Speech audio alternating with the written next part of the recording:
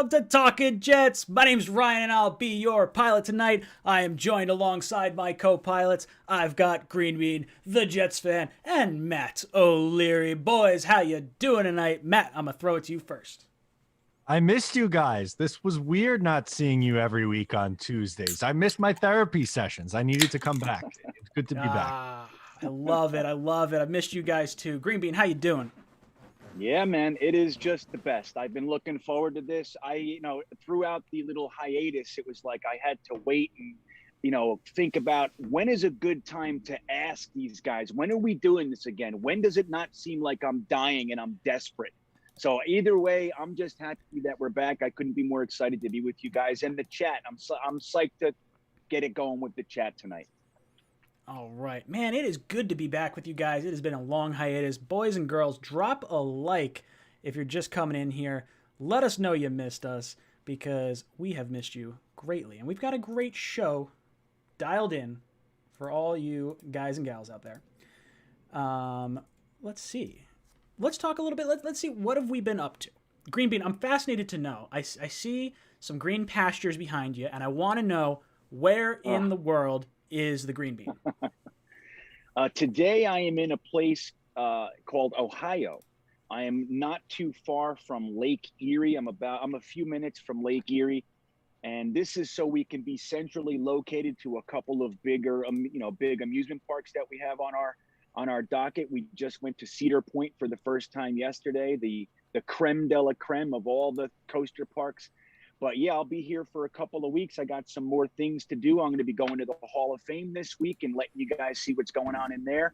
And but yeah, so Ohio it is, Ryan. I love it.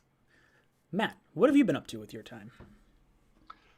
Spent a lot of time covering the Islanders on a deep playoff run. That was a lot of fun. That got me started in my summer. Unfortunately, ended a little bit earlier than I would have liked. And then been teaching, which I don't like to do over the summer, but we're doing the damn thing, still making content. But I'm just itching for the fall and football. So like the calendar starting to turn to August is happy for me. I like this. Yeah, I agree. Oh man, it's just like once you start getting a feel for training camp, because that is where we're at right now. Training camp day one. I mean, no one's on the field yet. We got a particular individual who has yet to sign his contract. So I guess we'll start off there. Mr. Zach Wilson, still unsigned. I believe he's one of two unsigned first-round picks in the NFL. I think there were 3 the other day, and then I don't know who signed. Someone else signed, I saw. But how are we feeling? Are we concerned? Should I be pulling my hair out? Should I be worried? Oh, no, Zach Wilson is going to be pulling like a crazy, holdout here. Matt, talk me off a cliff. Talk me off a ledge. It's not his fault. And he very well could sign a contract tonight. I kind of hope he doesn't because I have a video in the hopper that's going to come out tomorrow explaining what offset language is, because this is really what it's all about. Essentially, the money, we know what he's going to be paid. It's about whether or not the Jets want to set themselves up to the point where if they have to cut him, they have to pay all his guaranteed money versus just splitting the difference with that new team. That's really what it's all about. They're worried about 3 years down the line if they have to cut him, which is just stupid. Insane. Yeah. Green Bean, what about you? You nervous about this whole Zach Wilson not being in camp thing? Well, nervous, no. Do I like it? No. I mean, obviously, we just want everything to be hunky-dory. We want to be able to start at full strength, not have any written, built-in excuses for later. He missed 2 weeks of camp, all that sort of stuff. But I'm not really nervous. Just like Matt said, there are only a few intricacies that you can really work out. The offset language, just like Matt said, there are reasons. I mean, you can totally see it from both sides. It's just who's going to bend first. And I think this particular agency, the William Morris Agency, who at one time I worked with years in another lifetime, they are kind of known for this a little bit of, about a little bit of, holding the feet to the fire, so to speak, about getting every little nugget that they want. But I think it's going to get done pretty soon. I'd hate to see it elongated, but I think we're going to be okay. I'm not worried yet. I just I don't want it to be tonight now. I did before Matt said that. But I totally get what it's like to release a video and then 10 minutes later or, whatever, have it completely undone because of something that happens. So let's say Thursday morning, I want it to happen. Wednesday night. I want That's it to fine. happen Well, tomorrow. That's That's what. See, I have a feeling the Johnsons have always loved the back page of the newspaper and getting the big ad. And everyone's talking right now. The big story in New York, Zach Wilson's unsigned. And I think that's kind of how it's going all the time. Not that both sides are like, look, they want to get the deal done, but I think they're kind of like, oh, we don't mind if we wait till like camp. They did the same thing with Sam Darnold. They waited till like the very end, and then Sam comes trotting out, and everyone's cheering, onto the practice field. I guarantee Zach Wilson is probably on a plane, whether it's right now or like in the next day or so, and he'll come trotting out onto the field. We'll see it the same way we saw with Sam, and it'll be fine. Because like you guys said, the money is already there. They know what they're going to pay the guy. The offset language is the thing that they're hung up on, which is just insane to think, because it's like, you know what? I don't know what Trevor Lawrence's contract wound up being, but I'd be like, hey, look, you were the number 2 pick. You were our number 1 quarterback. That's what you got to tell your guy. That's, let's just give you the same deal, whatever that is. Now, maybe Trevor Lawrence didn't get offset language, and then, I don't know. There wasn't any. That's the thing. Lawrence didn't have any offset language. That's interesting. I gotcha. So he's gambling on himself. Zach Wilson's like, no, I want to double dip. Or did the team did he not have offset? Or is it the other way around? The team just said whatever. It's the other way. It's the other way around, Brian. So basically, if Trevor Lawrence was cut, he could double dip because there is no offset language. Where the Jets want to put offset language in the contract, and Zach Wilson doesn't want to. Well, the player isn't going to want it because they want to be able to get all the monies, which I understand. That makes a lot of sense. Yeah, you get it. Yeah, you got to watch all your pennies. You never know. Who knows? Maybe and something wacky happens with Wilson.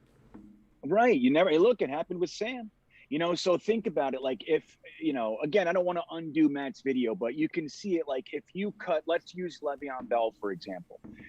If you cut him, you owe him $13 million, and he gets signed for $5 million, then you would only owe him, what is that, 8 or 7? I can't count. So $8 million. So instead of the 13. So it does make a lot of sense. But again, just like we said, it's like, this is just start this the right way, man. Who cares? Just bet on him. You already used the 2nd overall pick. You're already paying him $23 million, all this sort of stuff. My opinion, I get it.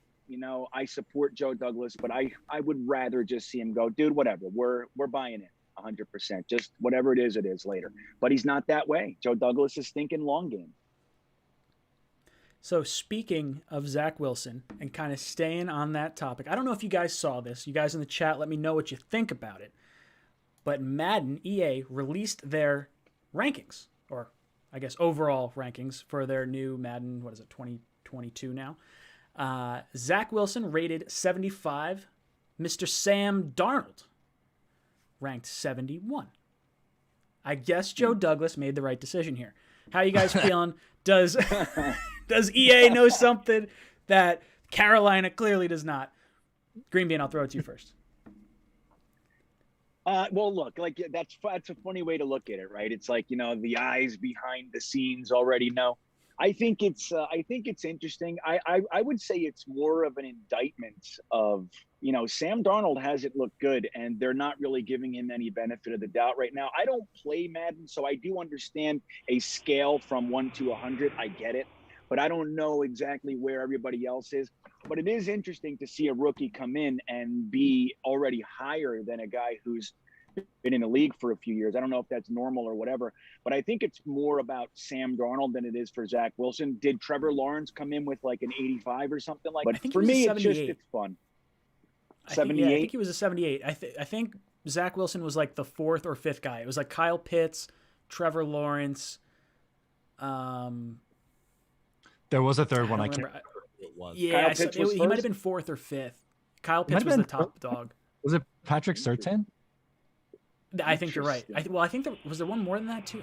God, I know Lance and Fields were both lower than Wilson for sure. I don't know, Matt. What are your thoughts? Yeah, I think that's about. Again, I haven't played Madden in a long time, but from what I understand, I think that's probably pretty fair for a rookie coming in at a 75, and for Darnold, who really struggled last year. I mean, that's probably fair for him too. I think he has a lot to prove in Carolina, and Carolina understands that. They're willing to gamble on that. And, with the Jets, they're getting, a 2nd overall pick quarterback. The expectations are going to be high, which right now, Lawrence is graded higher, which makes sense. I don't think any of us had Wilson above Lawrence, but a lot of people had Wilson as a second quarterback. So him being number 2 in the class and right around 75, I think is probably pretty fair. Yeah, I think it makes a whole lot of sense. Ali's Yeah, dropping in the chat. What up, JETS. Ali, from loyal NY Jet fans? He says, I saw your post, Ali. Prayers up for James and Ryan.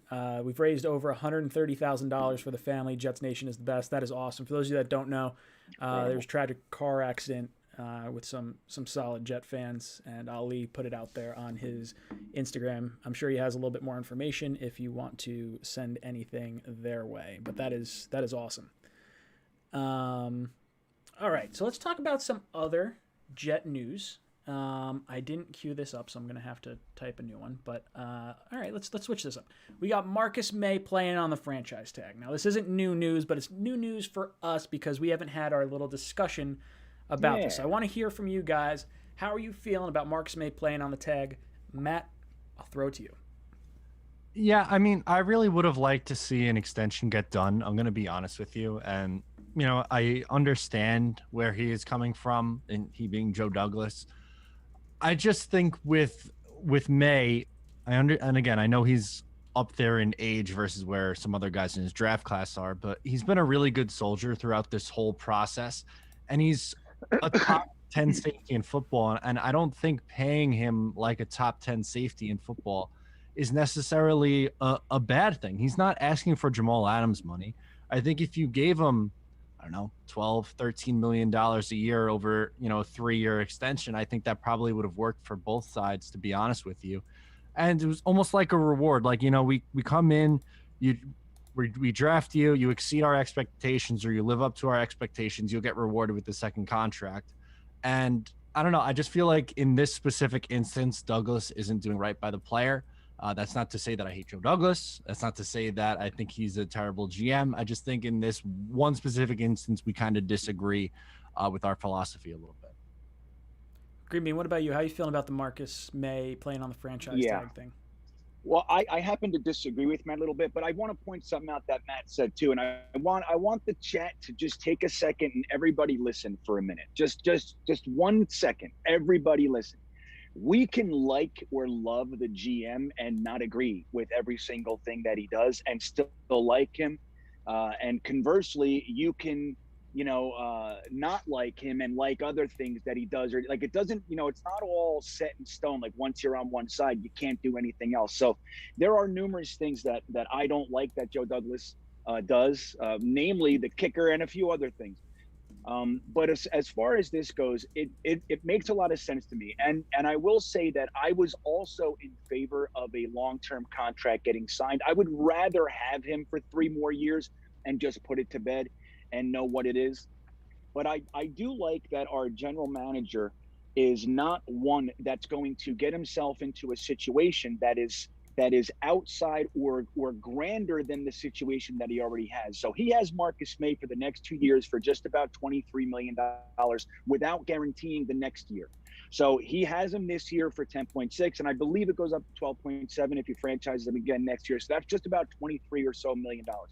So for him to give more money than that goes and add guarantees, like when you just take all emotions out of it, it's like, I already have you for 2 years. Only 1 year is guaranteed. So if something happens, if you fall off a cliff, I'm not tied into you or anything. I could just move on. So I have you for $23 million. If I'm going to give you guarantees, then there's got to be a benefit for me, because that already takes away from my stack of benefits. That's a plus for my organization. So I'm willing to give you $9 million a year for 3 years with X amount of dollars guaranteed. Now, we don't know the specifics, so it's, just I'm using numbers that are hypothetical. So I understand what he's doing. And I will also add that this particular safety class in next year's draft is being touted as one of the best in at least 5 or 6 years, potentially in the last decade. So knowing that you're going to be able to push reset, again, I think showing him that you're committed to him, hey, we'll give you 3 years guaranteed, X amount of dollars. it's fine, but it has to make sense because I already own you if I want you for 23 million. So I'm not going to give you more than that because that's my situation. And I'm balancing a budget for an entire team. So while I do agree with Matt, that's like, I would rather him be here. I happen to like Marcus May. I think he's a good team guy. I think he's a very talented player. At the same time, I like that our general manager is not getting caught in that side of things. And it's just like, look, here's the situation. We're keeping this business. Here's what I have. If you're going to get something else, more guarantees, it's going to be beneficial to me. If not, then there's no reason for me to talk. So I get it. Yeah, for me, I want to touch on something that Matt kind of said, because I think you hit a really key point with wanting to pay your own players. He's been here, he's played the good soldier, and I understand that. I do think this was the right move for the Jets organization as a whole, just like Green Bean said. But where I think I would maybe dial it back a little bit is the idea of Joe Douglas giving out contracts and like not giving one to our own. Like, with McCagnon, we gave out the big contract to Le'Veon Bell, to C.J. Mosley, to Tremaine Johnson, all these massive deals. And when you have your own guys coming up for contracts, you have to pay your guys because you're paying the guys that haven't even proven anything in your uniform. Now with Joe Douglas here, we're not really breaking the bank on anyone. Like Carl Lawson was probably our highest contract that we gave out. Then you're talking maybe like Rankins and Corey Davis and that sort of thing. And none of them were like break the bank kind of deals. So I think when you look at the free agents that we're trying to retain at this point, and May being the first of that run, I don't think the team necessarily thinks that Douglas would not that he wouldn't pay one of our own, but I think that there's not going to be a gun shyness to it. So one thing I wanted to bring up, and I have my little notepad here. So Washington and Jonathan Allen just agreed to a contract extension. Now Jonathan Allen just is going into his 5th year with the team. He signed a 4-year, $72 million extension. He was the 17th overall pick when he was drafted. Quinnen Williams going to be the 3rd overall pick going into his 3rd year. We could renegotiate a contract next season. So you can kind of look at these numbers and sort of see, okay, whereabouts is Quinnen? Because statistically, they're like almost like dead even par for like how their first few years wound up. Now, I do think Quinnen's going to be a better player. I think he was taken 3rd overall. I think there's going to be maybe more of an urgency to kind of sign him. So I think maybe next offseason, you could see Douglas open up the bank and open up his wallet to pay Quinnen because he is a valuable player at a valuable position that he has under contract, but he knows he's going to have to give him this type of like $70 to $80 million a year deal on a 4-year deal. So if you sign him to a 4-year extension after this season, you have him for 6 years. You extend that signing bonus over those 2 remaining years. Now, if they think that there's some maturity concerns or something like the gun going through LaGuardia, or I don't know, if there's some hesitancy, I'm just throwing it out there. But I don't think Douglas will be hesitant to pay our own guys the way I think maybe some Jet fans may feel that way with Marcus May. And look, I love Marcus May. I would love to see him stay a New York Jet long term. But at the same time, like Green Bean said, 2 years, $23 million. All right, if we're giving you a 3-year contract, there's got to be a little give and take here. I'm not going to break the bank for you when I know I don't have to. So, yeah. And like Thomas Hewitt in the chat said, perception is the problem. And I do get it. I understand, like, up to this point, he has not really extended anything significantly to any one of our own players. But we have to look at the position, the impact that the position and player has on the team. Like, we've all wanted for a long time for our GM to prioritize the positions that actually matter. Quarterback, left tackle, offensive lineman, cornerbacks, wide receivers. And I think we're starting to see that shift. And it's not like Marcus May isn't important, but the truth is that our last GM would have had us, we would be paying Jamal Adams, $17 million. We would give Marcus May the contract, and we would have $40 million or whatever it is tied up in safeties, just like we used the 1st and 2nd round pick on safeties. And it's just like, it's nice, even though it's painful. And I hear it and I feel the same thing. It's nice to see the shift kind of sliding away from breaking the bank for positions that are not premium positions. And so I think that's a good thing. I think that's more what we're seeing. And even though I don't really have any proof I have the feeling that Joe Douglas isn't going to have an issue paying the quarterbacks, the tackles, Quinn and Williams. I don't have anything to back that up, but my feeling is we just haven't seen any of those guys come up. But we did see Corey Davis get a very nice contract, and we saw Carl Lawson get a nice contract because edge and wide receiver are more important to the overall team, in my opinion. So that's kind of, I get the perception thing, but I don't feel like it's as big of a deal as we think it is at this time. Yeah, you guys are totally right with that. And like you just listed off, Davis got a big contract as a free agent. Lawson got a big contract as a free agent. That puts to bed the notion that Douglas doesn't hand out money, and B also puts to bed that nobody wants to come and play for the Jets. No, if you pay them, they're going to come and play. Like that's another storyline that I don't understand. But you guys are right, and I don't know. I normally agree with that mindset of paying more on premium position. I just think there's a little gray area here when it comes to a player like May, which I tend to lean a little bit more on the player side in this specific instance. Kind of like, I don't know, I brought it back to the decision to let Robbie Anderson walk and replace him with Rashad Perryman. I thought it was just trying to get a little bit too cute, and I'm worried that they're going to go down that same road here with Marcus May. That's all. All right. Yeah, I get it. Probably fair. Yeah, I get it. And like, that's the thing. It's like, especially with a guy like Marcus May, look, he was under contract, so he had to play here no matter what. But again, he didn't complain about anything. He did switch positions when we needed him to. He overcame the injury thing. So there's a lot to support him being a guy that we would reward. But I have to say, I like that it doesn't seem like emotions have trickled into Joe Douglas's mindset the way that it does with us. And I think the way that it did in the past, look at Tannenbaum with the apology extension to Mark Sanchez when we tried to go for Peyton Manning, and you see, Muhammad Wilkerson and all these guys, that it seemed like fan sentiment and media support I think it may have helped the GM and pushed him over that edge to sign someone for more than their value was to the team. And even though I feel the exact same way about Marcus May as a person and as a player, I like that it's like, well, look, he's going to be here 2 years if we want him. If we're going to extend him, and Garrett caught up in that, and I think rightfully so. So that's where I think it's, like I said, there's a gray area, but I tend to lean on the other side just because of what I said. You know what I mean? Yep. Yeah, 100%. Blast through some super chats real quick. Doug, thank you for the super chat, says, I saw a tweet earlier that 30 teams use offsets. Yeah, I guess that would... Matt, if they use offsets, that means they can double dip or they can't double dip? No, that means the player wouldn't be double dipping.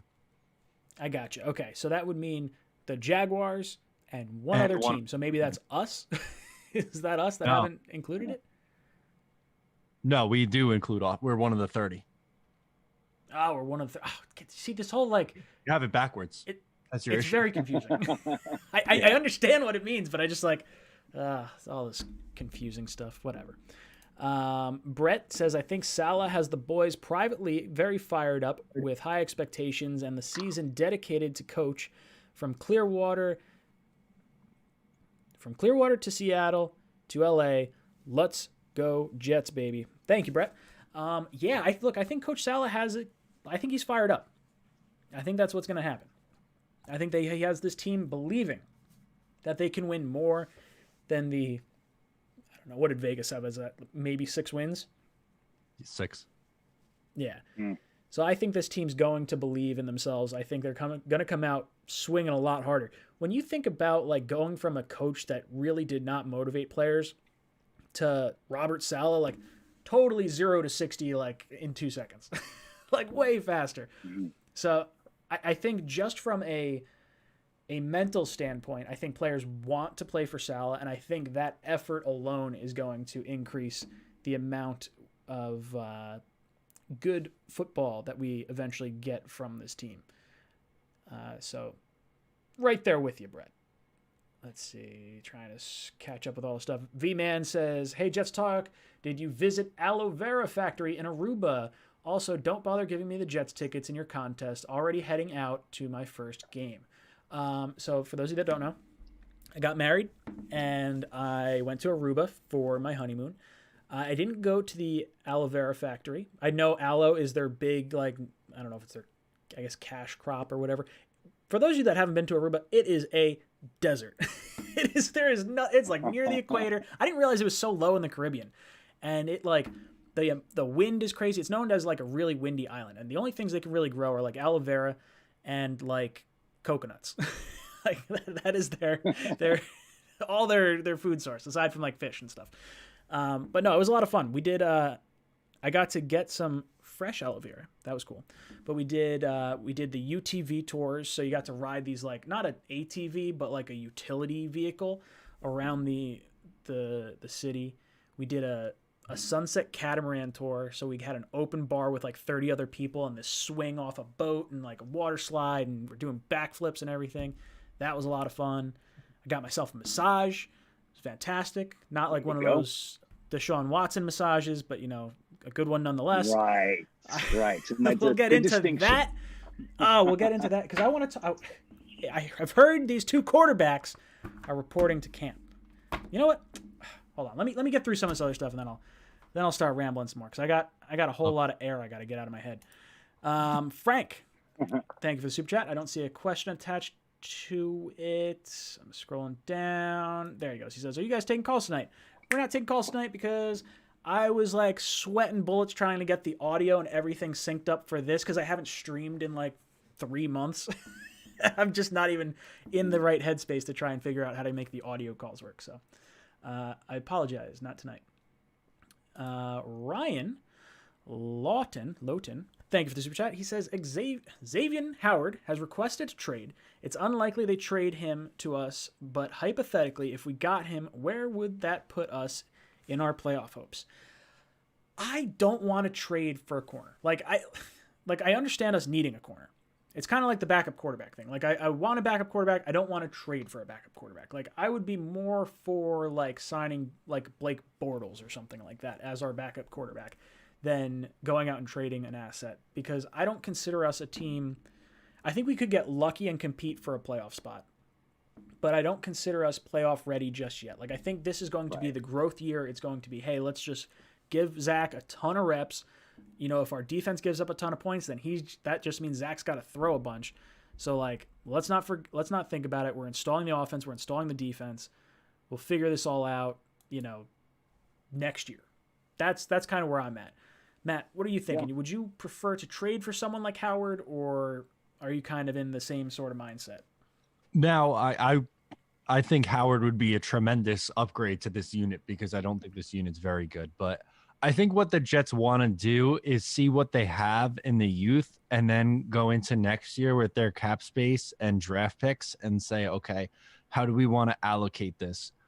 Do we want to spend one of our first round picks on a corner? Or is Bless Austin really better than everyone thinks and he's going to turn into a player in this new system? Or there's a reason why we paid Isaiah Dunn all that money as an undrafted free agent to come in. So I think this is like a wait and see year, which I'm not going to lie, in the short term makes me very uncomfortable because I think they're going to lose some games 35-30. But long term, it's not a bad thought process in a developmental year. And I agree 100%. It's not playoffs or bust for this team. It's just see what you have going into next year kind of a team. Green Bean, what about you? What are your thoughts on this? Yeah, I could not agree more with what Matt just said. And on every level, as great as he is and as much of an upgrade as he would be, I don't, he's little. I saw somebody in there calling him a malcontent. So that's one reason I just wouldn't want to bring in any potential negative energy. So there's that. But I think we are not really a playoff team this year. Just like you said, Ryan, we might end up playing really well and scrap and claw and get there, but that's not really what's going on. We have a lot of, first year head coach, first year offensive coordinator, first year quarterback, all that sort of stuff. I think just like what Matt said, I think what we're seeing is a staff that really wants to see what they have with particular units. In the cornerback group, I think it's more evident than anywhere else. We want to see what we have. We happen to have 2 first-round picks and 2 second-round picks. if it turns out that Blasson Austin is not going to be the guy, if Bryce Hall is not going to be the guy, and on and on and on, guess what? We have premium draft capital to use and upgrade that position rather than taking on one of the highest paid cornerbacks in the NFL. So I think it's very, very smart. And don't forget, they come from the Pete Carroll line, which he's known for playing the young guys. He's known for letting it ride with his young players. And that's how the Legion of Boom was made in large part. Look at Cam Chancellor, I believe, was an undrafted free agent. Sherman was a sixth, and he threw those guys out there. And look what they became. So we do have a lot of talent. We don't know if it's going to work out, but I like that the coaching staff has a realistic expectation, and with their evaluation of the team, they're going to see what they really need going into next year's draft. And we have so much capital and cap space to do it. So I wouldn't be angry if they decided to do it, but I don't think that we're going to see that coming. And I personally probably wouldn't do it either. Edward Ziff drops in the super chat, says, we got the second pick in waivers. We can get a corner from there. That is a great thought process. I didn't even consider that. But the Jets have the second pick in like the waiver wire. So when that means when players are released from their teams, the Jaguars get first crack at them, the Jets get the second crack, and then the 30 other teams. So the Jets are going to get a lot of potential filler pieces. That could be backup quarterback, that could be cornerback, that could be kicker maybe. Who knows? I don't know. There's a lot of options that the Jets could go with. Is there anyone that you think maybe we should be keeping an eye out, Matt, that I don't know, is there a position maybe? Is corner the spot, or are you thinking, I don't know? Yeah, corner. I mean, the two biggest weaknesses right now on this Jets football team very well could be cornerback and the tight end position. So I would look there, and kicker. I think that's going to be another big one. So if a kicker's loose in camp, because I feel like there's always camp battles at that position. So I don't know if the Jets have their kicker on the roster right now who's going to be kicking opening week. Should have used that six. You seen any waivers?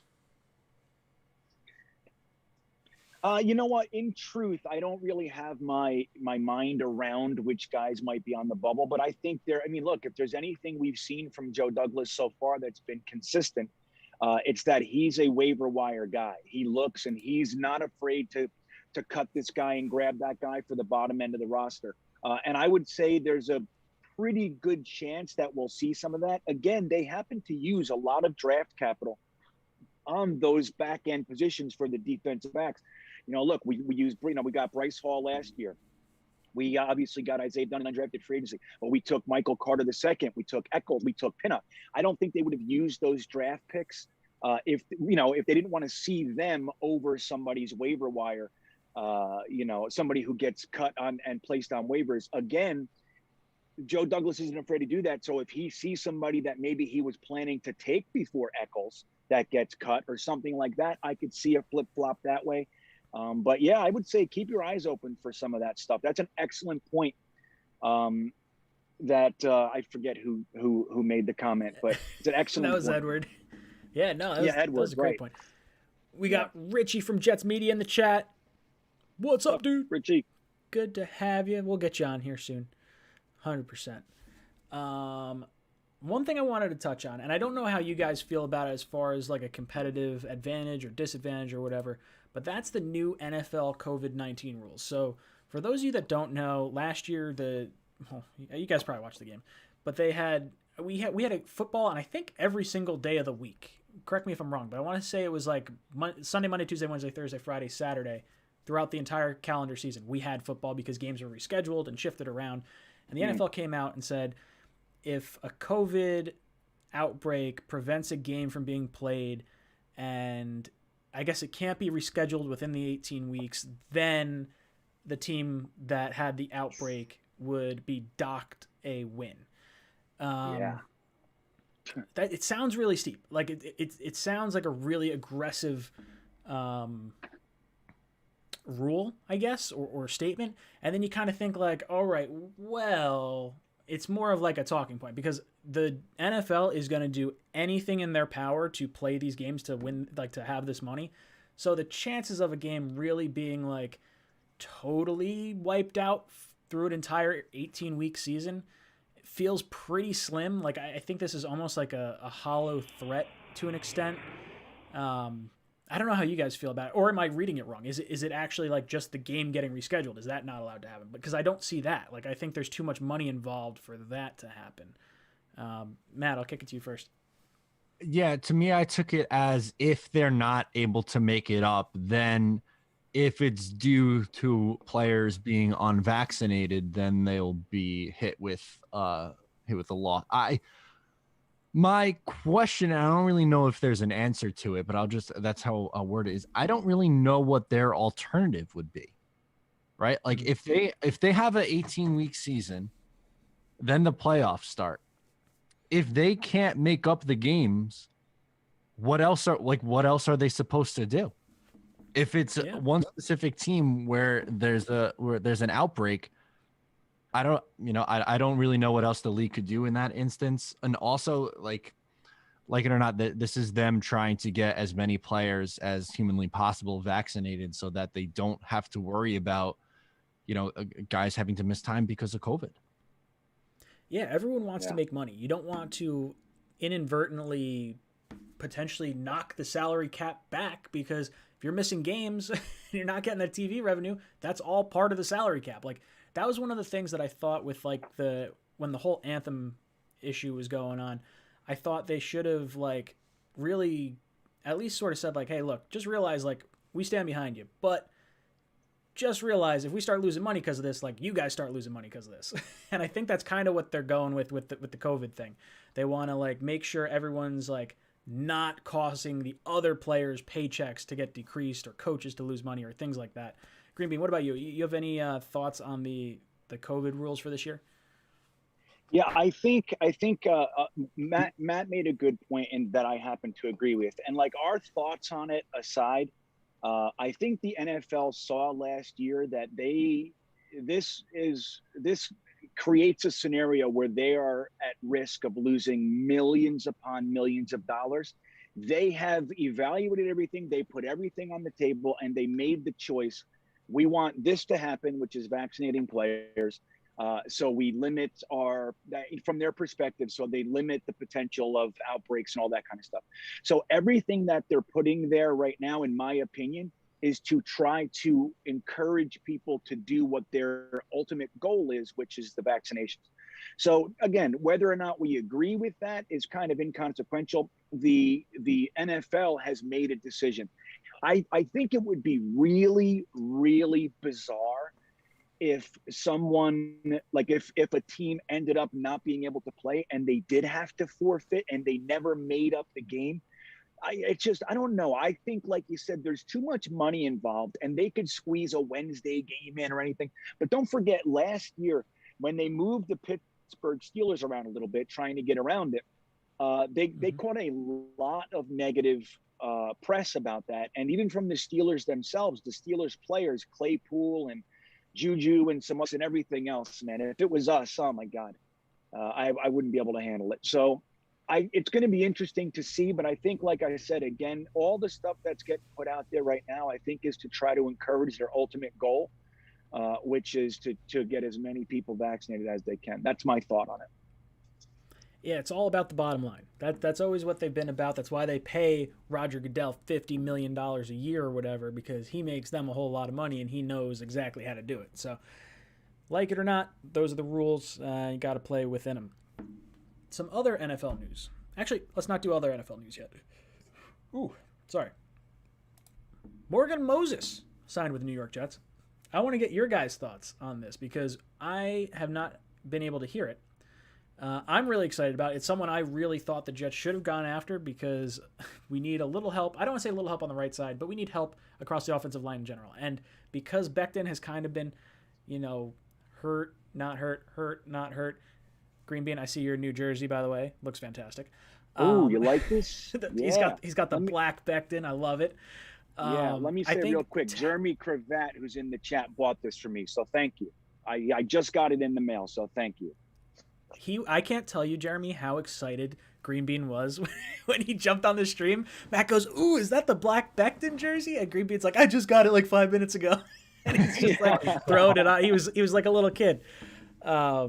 Yeah, amazing. no, I think this year for the offensive line for me, as much as guard feel like right guard is the weakest position on the field or on that offensive line, I think tackle is where we're going to see the biggest amount of issues. Like for me, Becton gets hurt. Oh man, now you don't have a left tackle, but now you got Morgan Moses and you got Fant. Fant could back up that left tackle without having to kick Elijah Vera Tucker out to left tackle. So I think the Jets have kind of hedged their bets just in case Becton goes down with an injury.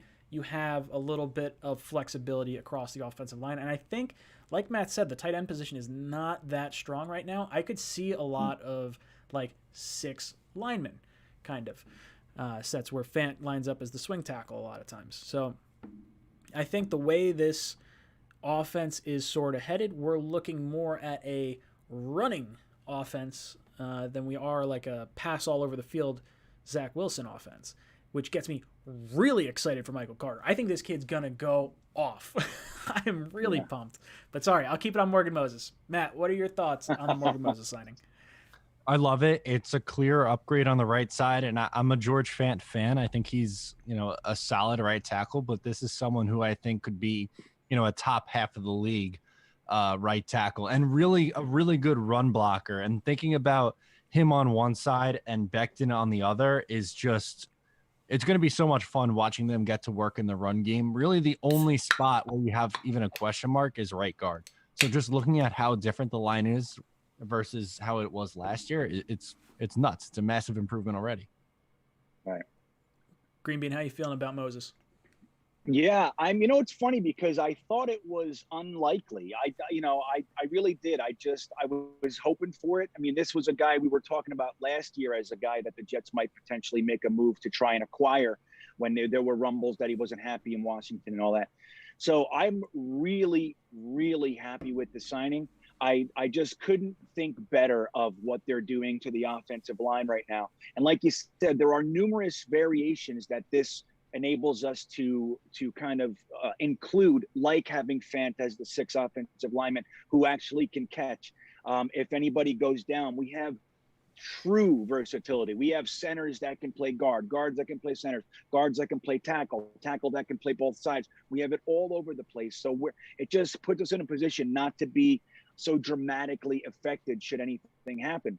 But I think what's really cool, Saleh was interviewed today, and somebody asked him, how George Fant took the signing of Morgan Moses, and he basically said, "Look, I had a conversation with George Fant about it. He's a big boy. He knows, he knows the deal. He's using it at his internal motivation, but he's not dumb. Like, he knows what this means, and he just has to work that much harder to try to find the role for him."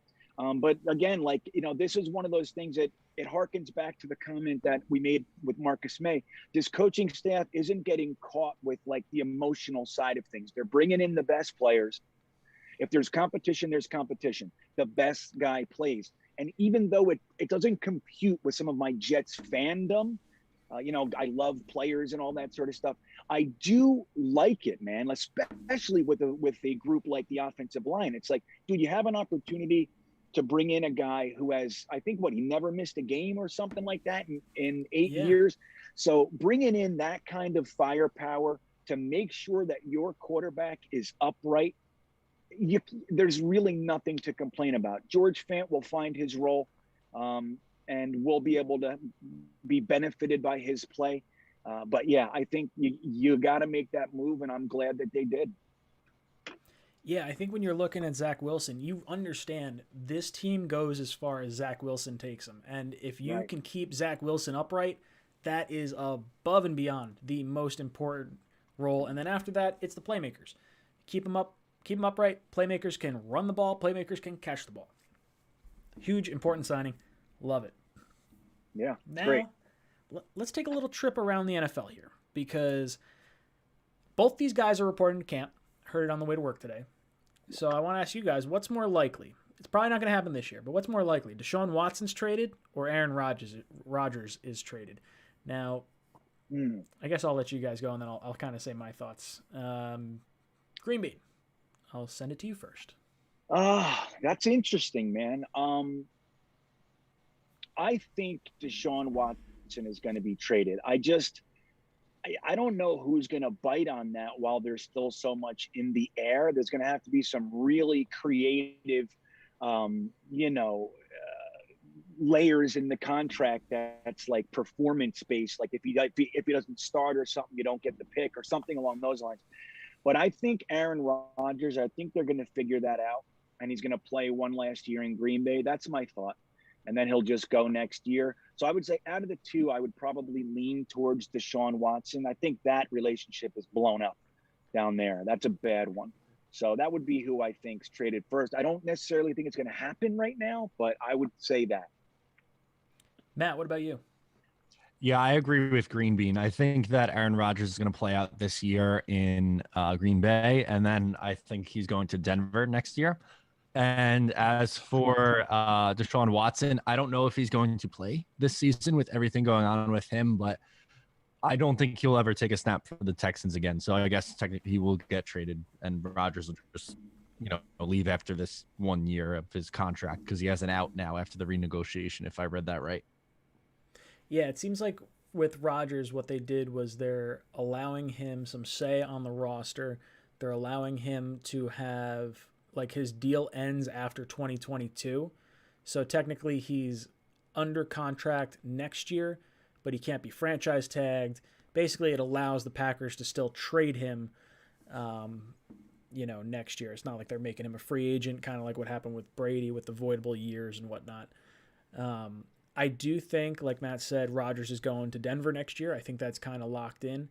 I think that's kind of where everyone sort of thought. My fear with Watson is that he could get traded to Miami and just sit out a year. Like I could see the NFL just kind of being like, hey, look, you're sitting down for a year until we figure all this out. We're not going to let you play. And then Miami, I don't know if they keep Tua or if they just trade the picks. Last I heard, and I think that was today actually, or it was yesterday, the Texans want 5 high draft picks and starting caliber players per 2 league executives. Like, that's a ton. For a guy that's got like allegations like that and doesn't want to play for you, get the hell out of here. Wait, what did you just say? I missed that. The Texans want 5 high draft picks and starting caliber players. There's an S on the end of players. So like, what the hell are they thinking? There's no way, in my opinion, they're getting anywhere near that. I think the best offer they could have had was the Jets this past year, where it was 3 first-round picks, one of which being the 2nd overall pick, and then a first next year and a first 2023, where the Jets still would have had a first-round pick, which, like, man, I was so on board with that if Watson didn't have the allegations. Now I'm all on board Wilson. Yeah. I don't know, but I guess my thinking is, oh no, go on. No, go on. No, I was just going to say it's weird how bad. I'm sorry. Please, just go. It's delay. Sorry. Okay, I'm going to say I think Rodgers is traded first because I think Watson doesn't play this year. I think that's kind of what happens, and then Rodgers gets moved next year. Basically, as soon as it happens, Watson. It depends how long like the legal stuff happens. Like I think he might just be put on ice for a little bit. I don't know if they'll get a return right now, unless they try to pull something like, where Durant signed with the Nets, even though he was missing a year. Like maybe there's some value in getting him a year earlier than you could have. Like maybe you get him for a slight discount since he's not. I don't know. It's interesting. But sorry, go on, Green Bean. I forgot what I was going to say anyway. It's all good. I ruined it. No. It was just a blurb of a comment, probably. I don't remember what it was. No sweat. I think if he goes anywhere, I don't think it's going to be Miami. I think Philadelphia now is set up the best with their draft capital. Yeah, those are the two. Because Miami still has a first next year, doesn't it? Because they backed it up. In my head. Is it? Didn't they back it up with, was it Philly? Or no, Philly backed up with, what? I'm so confused now. Philly backed it up with Miami? I think Miami has two firsts next year. Miami traded back with the 49ers and then traded back with Philly. How did that go?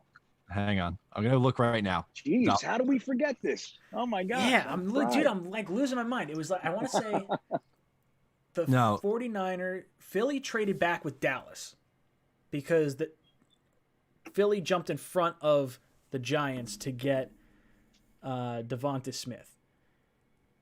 But how did they get there? The Dolphins traded their pick With next the year. 49ers.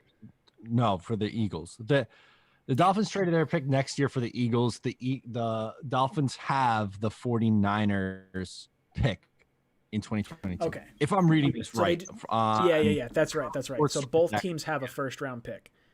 Both teams have 2 first-round picks. Miami and Philly are the 2 teams positioned, I guess, along with maybe Detroit, right? Like, what if Detroit wound up like could you imagine Watson waiving his no-trade clause to go to Detroit?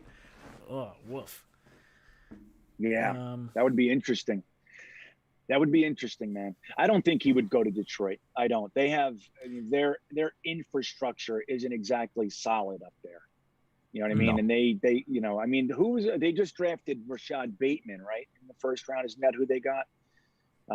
But yeah, they just lost Galladay. I don't know, man. That's a team really early in the rebuild. Weren't they I thought they were a higher pick. Who are we talking? Lions did not get Rashad. Who did? They had Penei Sewell. Penei Sewell.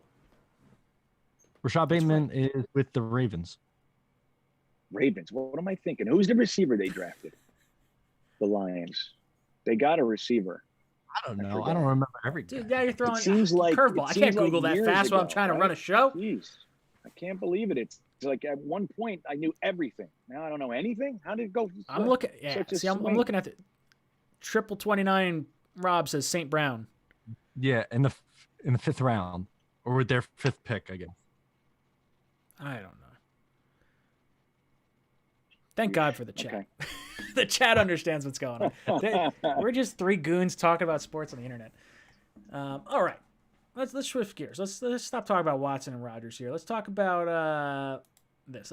Which player are you most excited for? Most excited for? We'll say on the Jets, and then we'll say maybe like on another team or something like that. For me, I'm not picking Zach Wilson. I'm really excited for Michael Carter. I loved watching Curtis Martin growing up, and like I'm excited for Elijah Moore. But Michael Carter, like with this new revamped offensive line, I think this cat is gonna run fucking wild. I think it's gonna be really exciting. Matt, what about you? Who are you looking forward to? Are we excluding Zach Wilson? Because I feel like that has to, like, that's such the obvious answer. That has to be my answer if we're not excluding Zach. Let's exclude him. It's too like obvious. He's the quarterback. He takes every snap. This is not a sexy answer, but I'm gonna go Mekhi Becton. Do you see him walking into camp today? The dude is in shape. Green Bean's wearing his jersey. He's gonna play all 17 games, and he's not gonna be a Pro Bowler. He's gonna be an All-Pro in 2021. There you go. I love it. Man. I love it. I know this is actually a hard question because I have so many that I'm legitimately excited for. Let me break it down a little bit and give myself an advantage.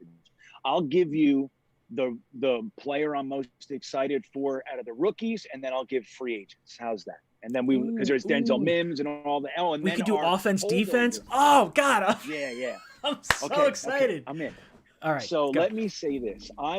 Interestingly enough, I am most excited to see what Elijah Moore ends up doing in this offense. That to me, I mean, he's just, I can't wait to see us have a weapon like that. I hope it ends up being like we hope it can be, you know?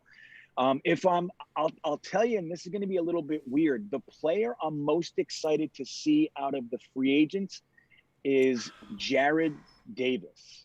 That's the guy I'm really looking. Yeah. I mean, look, and there's Carl Lawson. There's so many guys, but I think I'm really pulling for this Jared Davis guy to be what he was first coming into the league and who he was in college. I think Detroit kind of botched him, and Ulbricht absolutely loves him. So does Saleh. And I think that they're going to give him every opportunity to be the thumper that he's supposed to be. And I'm really excited to see him and Mosley in there together. Dude, okay, so let me God.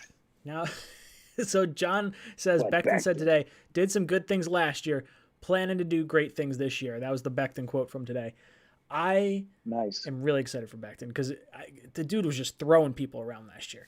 But I'm going offense, defense. So like I really looking forward to the Michael Carter thing. but like, dude, Carl Lawson on the defensive side of the ball, I'm like, oh, so charged up. I want to see this dude just fucking take down quarterbacks all year. I've said it before. I think the Jets are going to sweep the Patriots. I think they beat down Cam Newton, the home opener, first time back in MetLife, new coach, new quarterback. The crowd is going to be friggin' rocking. And then they switch to Mac Jones, and then I think the Jets play him week 6 or 7, somewhere in there. Carl Lawson's going to tee off on that statue. 100%. Ooh. Remember what on a scale from Ulbrich 1 to said? 10. Scale from 1 to 10. How nervous are you about Mac Jones? 2. I said the same thing about Josh Allen, but I don't want to go down that road. Oh, it took 2 years. It took. Oh, don't. Damn it. I know. It. Ah. I'm about a 5 On Mac with Jones? Mac Jones. Yeah. I'm more with But did you Ryan. remember what you are too? Interesting. I know we got to keep God, quiet really- with how we were with should- Josh Allen. I'm gonna get you know? so burned. I was so anti-Allen that I got smoked. It's not good.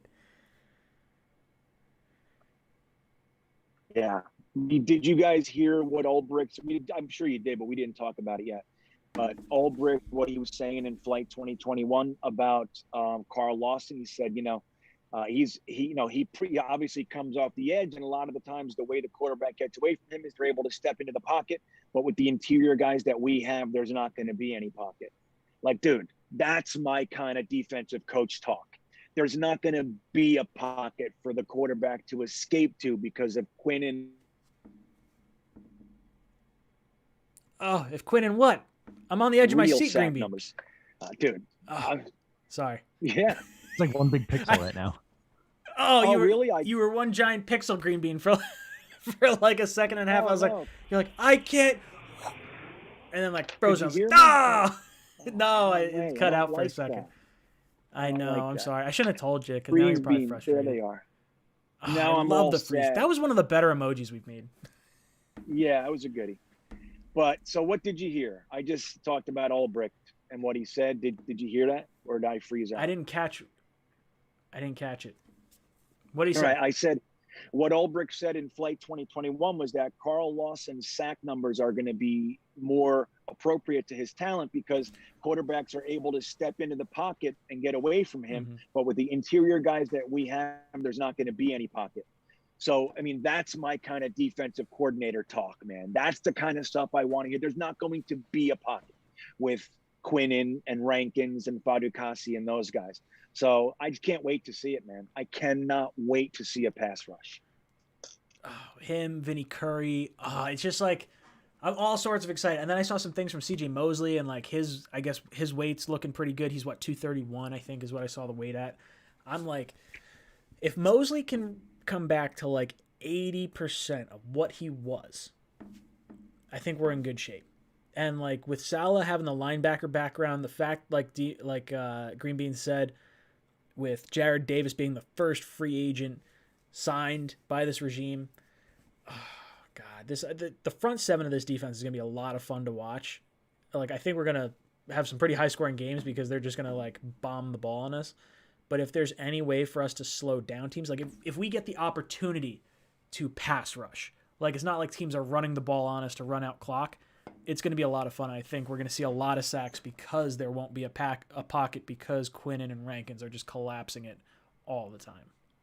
Dude, it's the most exciting thing in the world. That's like this question. It's like, it's so hard. Like when Matt said Becton, I'm like, oh my God, like I can't wait to see Becton. You know, it's like there are so many legitimate guys. Like I can't wait to see what Denzel Mims is able to be in this offense. Mm-hmm. Like I can't wait to see Elijah Vera-Tucker next to Becton. You know what I mean? Like, oh my God, Yeah. dude. And like you said, Michael Carter and LaMichael Pirine, who I think is going to be the opening day starter, and running through that massive hole. It's going to be the best. Dude, there's just I don't know. I'm so excited for this whole team. Like this, it's been so long since we've been able to like genuinely be like amped up. Like I went back and looked at, someone commented on my Adam Gase hiring video, and like I think the thumbnail was like me with like my hand on my head. It was just like really like that was the start of the 2 year like, oh, this sucks. And now we're back. We're back. This is fun football now. Right.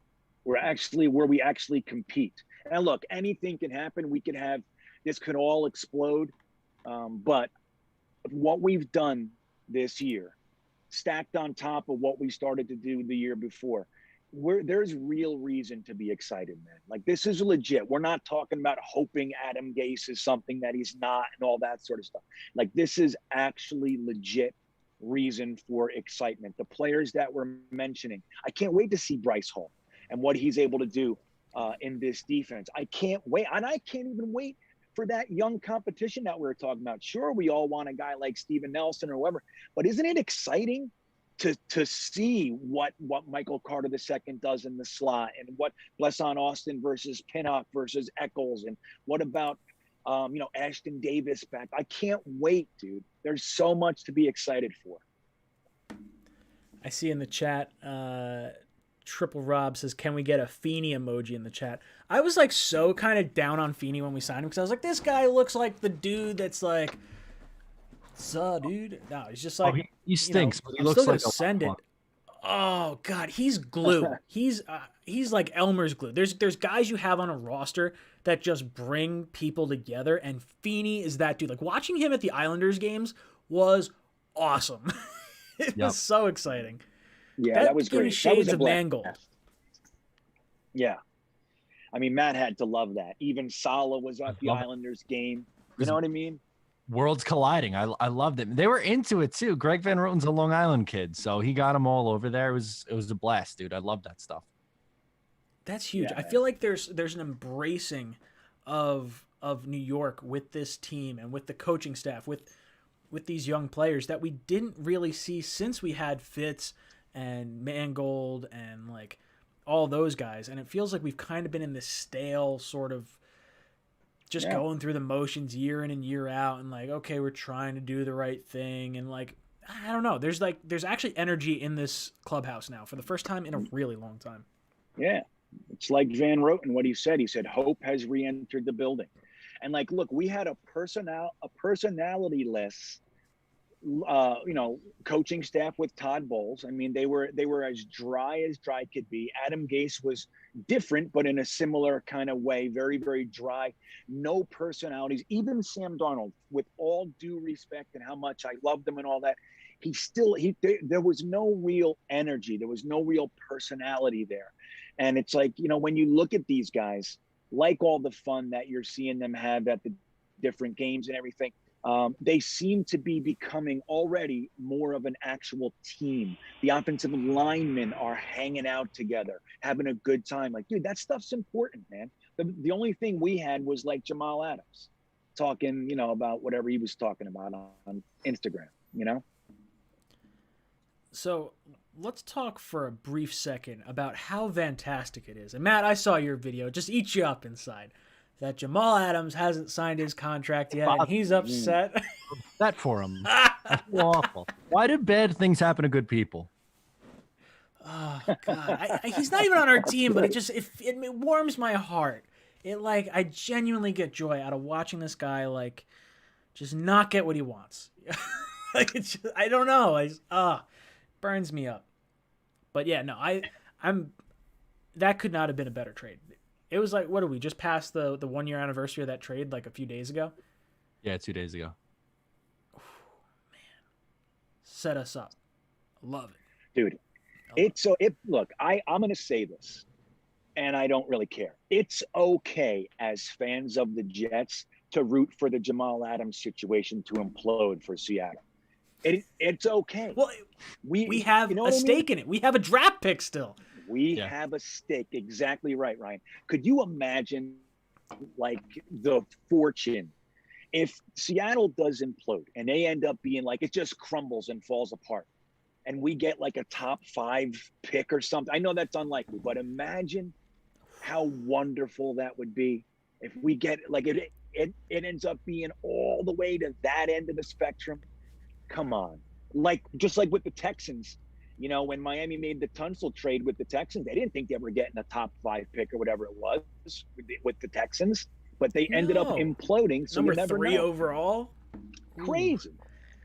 Dude, that would make me so happy. Like, I don't want to see anything bad happen to Russell Wilson, but if, like, you know, he just forgot how to throw the ball for 18 games or 17 games, like, let's go. Let's have it happen. I would be all for it. All right, let's jump into some super chats. John, how do you guys feel about the vaccination penalties? We talked about it earlier. I don't think it's really going to come into play because the NFL is all about their money, and I don't think they're going to have to cancel the game to the point where they wouldn't be able to play it because there's so much money on the line. It seems like that's probably not going to happen. So I'll leave it there. You can go back and watch some of the other snippets that we talked about earlier. Mike Lee says, Green Bean, love the talking heads. Keep it up. I'm pumped for the season, and it's because of you three. Oh, man, Mike Lee. You're the man. I'm like so excited. This is like, there's finally energy in this damn fan base. What's a talking head? Sorry. I'm sorry. What is that, buddy? I think we're talking heads. Just us? Okay. Yeah. Okay, we're just good. floating heads. Yeah. I do. Thank you for that compliment. It's wonderful to be back with you guys. It is. It's great to be here, man. I'm psyched. I think he probably also likes. Green Bean has had a series where you've been having a bunch of people on, right, Green Bean? Yeah, that's the Thursday thick of it. Just the last couple of weeks, I've had a few people on, just to kind of help out. But yeah, I mean I do that every Thursday night, 8 to 10, 8:05 to 10 p.m. and we have a good time, man. It just kind of kept us going through the off season. But yeah, man, we'll see. Gonna have Matt on soon if he has time. Down, totally down. We'll set that up, Green Bean. Nice. There you go. Awesome sauce. Bean, when was I on with you? Was that 2 weeks ago now? Week and a half ago? I think that was 2 weeks ago. Yeah, that was 2 weeks ago. Yeah. So maybe even finally 3. got I was like, man, I'm talking to Green Bean, haven't seen him in so long. Finally felt like kind of normal, but I was like, missing my other arm. I was like, where's Matt? I was like, I can't. I know, honestly, it was weird. It's weird. It? I mean, as positive as it was a good time. But the whole night I felt like we were missing Matt. I felt it the whole night. Oh, that warms my heart. You missed the truth. So I work at a golf course. I run a golf course, and there was an issue with a bachelor party, or maybe not a bachelor party, like a groomsmen group of golfers. I want to say it was 2 or 3 foursomes, whatever it was. And there was a group of, like a twosome of older ladies behind him, and they were going back and forth, like yelling nasty things, and like, you don't belong here, and this stuff and not. And the first thing I get is from the ladies coming in. They were not too happy with the men that were in front of them. They were very, very upset, and like they are just giving me the business. I'm just like, okay. I was like, you know what? Groomsmen party. They're probably getting rowdy. I'm really sorry about that. Let me give you some rain checks. Like, don't worry. Come back another time. They quit after 9 holes. And then the guys come in. And the guys are like hot. And the first dude that comes in, I'm like, dude, I know you. I was like, I worked with you. He goes, yeah, those ladies, they were so like rude, and they were like yelling at us and like making jokes at us because like we're not really good golfers and like they play a lot. And I was like, oh, dude, I was like, I'm really bad. I gave them rain checks because like I know you dudes. Like I know you guys didn't like do anything wrong. Fast forward a little bit. My player assistant, my ranger, comes in and he goes, all right, so there was an issue out on the course, and one of the guys in the group says his name's Watson or something like that. He goes, oh, he knows you. I was like, well, I don't know what that means. I was like, Deshaun? Like, I'm sorry. Like, I have no idea who this person is. They're like, yeah, say something. It's like his, like a tag or something like that. I was like, I don't know what you're talking about. And then one of the guys comes, he goes, sneakers to boots. I was like, oh! I was like, I know sneakers to boots. Yes. So he came in and we had like, had a good conversation and stuff. So it was pretty cool to see that happen. But yeah, so that was the interesting issue with this. Oh, okay. Can you guys hear me? It's working after you guys hear me. I hear you. No, yeah, I saw some comments, but I haven't heard any issue on your end throughout the comments. See? So I don't know. I think we're fine. Just refresh. I will say this. If there's an issue. Yeah, in the beginning, I couldn't. It was interesting. Like the chat was working for me, but for some Yeah. reason the video wouldn't play. It didn't play until about 5 or so minutes into the video. So I don't know what Really? that was. I think it's a YouTube thing. Yeah. Because the chat was still Yeah. working. So I was online. Everything was fine. I don't know what that was. Hell yeah. All right, so let's get back to the main meat and potatoes of sneakers to boots thing. Biggest surprise cut. And I think Greenbean and I went over this on your channel, if I'm not mistaken. Biggest surprise cut. I think Herndon. I think Herndon could be a surprise cut. It's one of those weird ones that I've wanted to see him do well for so long, and it's just kind of it's kind of time for that to possibly be over. But we don't have any tight ends on the roster, so do we find one on the waiver wire that we like? Do we just roll with the talent for a year? He's one that I could see be a surprise cut for us. Matt, what about you? That's a good answer. Just because of guys who would okay, that would make sense, but also be a little bit surprising. I think that's a great one. I'll go a different direction and go Bless Austin, because I feel like he could either be the starting outside next to Bryce Hall or just not be on the roster at all. Greenbean, what about you? Who are you thinking about that's a good surprise one. cut? That's a really good one, and I could see it. Right, I completely agree with that. It's he could either be starting or he could be the odd man out. It goes either way. I really like the Chris Herndon answer. That would probably be mine. But in my attempt to try to get someone else, I'm gonna say Ty Johnson. That would be. I'd be upset for that. Me too. Yeah, that's one that I think the running back room is staying that room. Yeah, because they just spent the draft pick on P. Ryan too. Because I would rather Ty Johnson than P. Ryan, not by a crazy margin. And it's not that I don't like P. Ryan, but I like Michael Carter. Do you think they cut Tevin Coleman? Do you think Coleman makes the opening day roster? I think he plays early on and then they start to phase him out. But I do think he makes the roster and plays pretty significantly early on. I think. Look, I think that they really want him to play. They wouldn't have signed him. They know him and everything that he brings.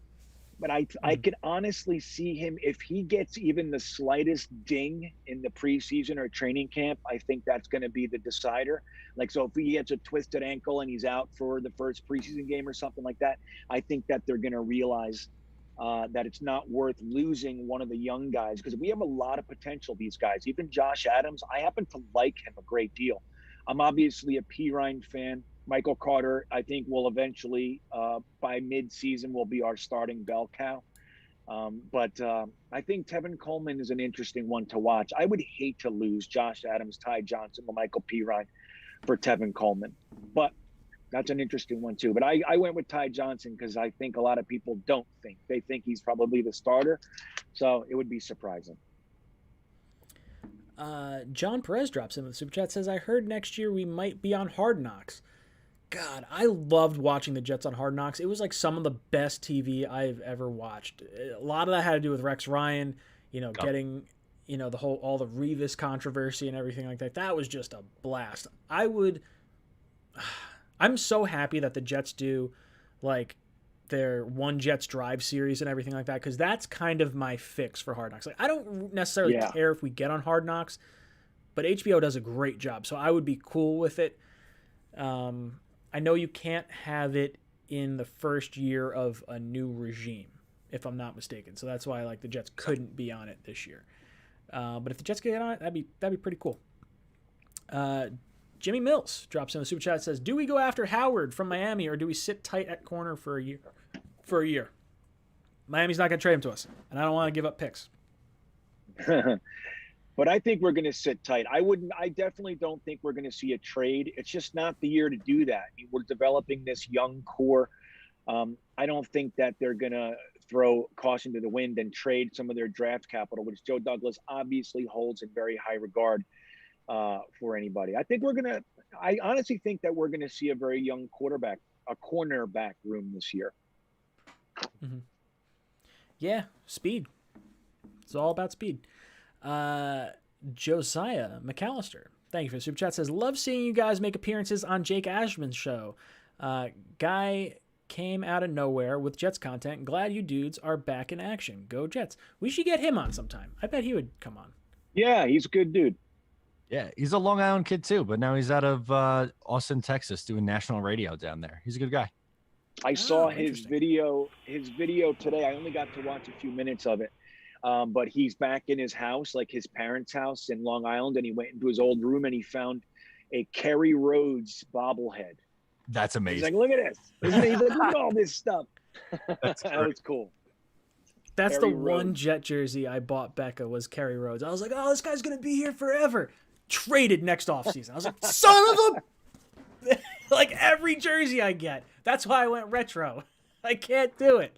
I know. I was told I cannot buy a Zach Wilson jersey because I would ruin it. Same. I banned myself for it. I won't do it. I won't do it for us. Green Bean, I trust you. I don't trust me. No, This is the guy. No. This is a good pull. I think Becton has a lot of potential to be here long term. I think so too. Me really too.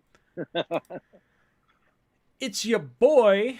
Drops on the super chat, says, what's your guys' take on Rodgers doing one last run with the Packers this year? Pretty sure he'll be gone next offseason, but they will do one more run. I think they had to do it. I think financially, from like we need to cut, like, so, not cut salary cap, but like we need to try and like make this financially feasible in a trade. It just didn't make any sense for the Packers this year. And for Aaron Rodgers and any team at this point in the year to try and trade for Aaron Rodgers, it would make zero sense at all. And I would like, Matt and I said it earlier, we think Rodgers is probably gone, probably to Denver next year. Is Elway even still making any kind of decisions over there, or is he like done now? Did he like totally step down? Do you know, Matt? I don't know. I find it hard to believe that he's not pulling strings somewhere. Like, he just got tired of being blamed. Yeah, a Rodgers trade to me feels like very Elway-esque. Like, I can't draft a quarterback, so I'm going to go get Peyton Manning. I can't draft a quarterback again, so I'm going to go get Aaron Rodgers. Like, that feels very, like, from what I heard, Rodgers wants 2 years, $90 million. Like, that's the next contract he's going to sign, which is like, oh. Matt, do you know what that is? Banana Land? Banana Land! I haven't had a Banana Land in a while. Oh, jeez. Yeah, one more run. We'll see. And then we got our boy Mud Files. Multivitamins drops in. Sup, boys? Glad the panel's back. Are you guys going to the green and white scrimmage next week on the 7th? Jets, Jets. I got my tickets for the green and white scrimmage. Matt, you got your... Where are you, Matt? I'm you going. got your tickets for the green and white scrimmage. I accidentally double booked myself. I'm supposed to be going rafting down the Delaware at like 9 a.m.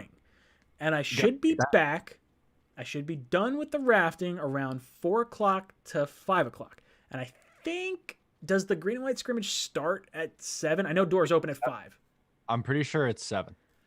All right, so I got to try and not get too banged up, A, or B, find a second ride to get to the stadium, because it's going to be like, it's probably like a 2 hour and a half drive from the like where I'm going rafting to there, and I'm really upset because I really want to go to that.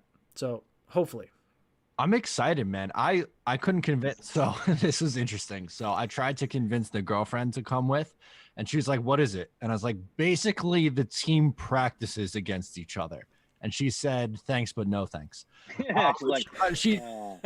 Which I love her to death. Great. Usually very supportive with that stuff. I'm like, okay, like I understand. I'll ride solo to this. So I am down to hang with whoever wants to hang. I think Ali, I'm pretty sure is going to be there. So just DM me on Insta or Twitter and we'll meet up. That's going to be Ali's so cool. Gonna be, yeah, I see Ali in the chat. Ali's going to be there. Fuck yeah. All right. I wish I was going. I'm I only gotta 7 man the hell hours up. away. I got to figure out how I'm driving down there. I'll figure it out. I'll find some way to make that happen, because Yeah, you got to get there. it's like the first time in like a long time that we'll actually be able to like see something jet related. I think the last thing I would have gone to Probably week 1, 2019, I think was, or no, I went to the Jets Raiders game. The last green was and my white last trip scrimmage I went to was when Santana Moss's rookie year. Oh, there you go. Wow. That's some time. I went there with somebody in the chat, Matthias Simon. We drove all the way out there together and went to the green and white scrimmage. And then that was Herm's first year, and Santana Moss got hurt in the scrimmage. It was the worst. Oh God.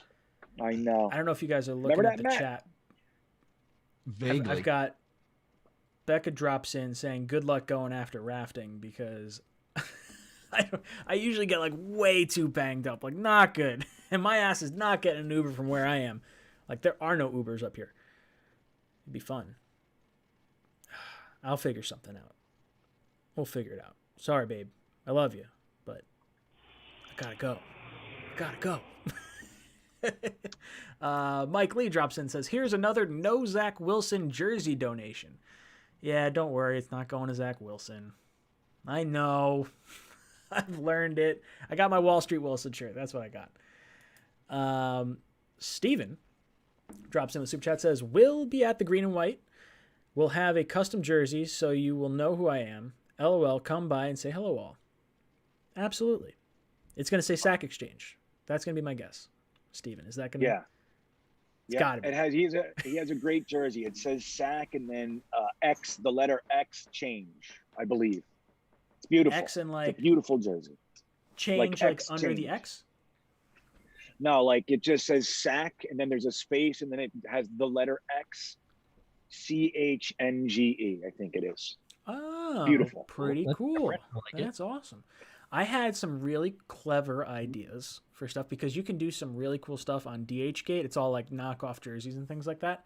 And I was like, oh, I'm going to make a Jets Talk 24/7 jersey. I was like, this is going to be fantastic. And then I did like a 2/4/7, and they were able to do it, but the slash looks like a 1, and it just looks horrible. And I think I actually like tossed it out at this point. It was so bad. It came out awful. I bought like 3 jerseys from DHgate, and I've thrown out all 3 of them. They're all they're not good. They never come in good. They take like a month to come in. They're all from China, and they're like Well, AliExpress. really- That's another one. But isn't What is AliExpress it? through? I think AliExpress and DHgate. They're like. Are they one and the I same? thought they were. Maybe they're not. I haven't done one of those runs in a couple of years now. It's been a little while. They're so bad. They're really awful. I'd rather pay the $100 and get like a halfway decent jersey. That's fair. Ooh, sorry, $23 for a Jets jersey on DHgate. That's what I'm saying. Like DHgate is like dirt cheap, but it looks like a $28 jersey or $23 jersey. Is it like really? Is it like really thin and the like spray painted letters kind of thing? I'll get one of my DHgate. I got one, but my cool. My like Matt's my going to get NFL it. logo when I got it, it was like off center. I was like, I'm on camera. I was like, I can't have an off center logo. Like, no, that's not happening. So I bought one for like my dad the one time, and that came out like shit. And I literally I tried to heat it up with an iron to like detach the glue and move it over, and that looked awful. See that? I know It's that, not- and that's more. it's just a way you throw. than You're I like, have. oh, if it works, it works. If it doesn't, it doesn't, and you're just pissing away $30. That's what it is. Let's see what Matt's looks There we like. go. We got Quincy Anunua, RIP. So it's a little off. Oh, that looks good That though. doesn't look bad. That doesn't look too bad. Dude, mine was $20. off center and shit. Like mine, it was really bad. I don't know. I was in college. I was awful. paying $100 for a jersey at the time. Yeah, no. That looks pretty good. Nobody Though. got money for that. Yeah, no, that's not a bad one. All right. Ryan, need a ride? Let me know. I'll be the Uber. My files, where you at? I might need you to pick my drunk ass up. Oh, jeez. Okay, Ryan's got to stay sober. Not good. Not good. It's fun because you don't have to drive any. Well, you drive to the rafting place, and then you just literally. It's like, I love a lazy river, and floating down the Delaware is nature's lazy river. You get a big ass cooler, you drop it in the thing, you play some music, get yourself like a sub or something, like some good food, and then you just float and drink and hang out. And that's your day on the river. I was looking forward to it. And now, I wish it was a different day. I don't know what to do. Thank you, Mutt Files. Steven says, have your community guess 1 through 50 in the chat to win a mini Jets helmet. Texted you both a picture. I don't have a picture of it because it's actually, I'm using my phone as a secondary camera. That's how you get the behind the scenes look at the beginning. Yeah, you guys guess a number 1 through 50 in the chat, and Sack Exchange is going to give away a mini Jets helmet. I would show the picture. Greenbean, if you could pull up the picture, you could do it. Matthias says, No, I can't. Ryan, try a boat. It's better. A boat's expensive. A float is way cheaper. I don't know what you think I'd do for a living. Jeez. Come on now. So Man, Jeremy lots of numbers flying up Cravat, on the screen. I think Jeremy just said this one is from DHgate.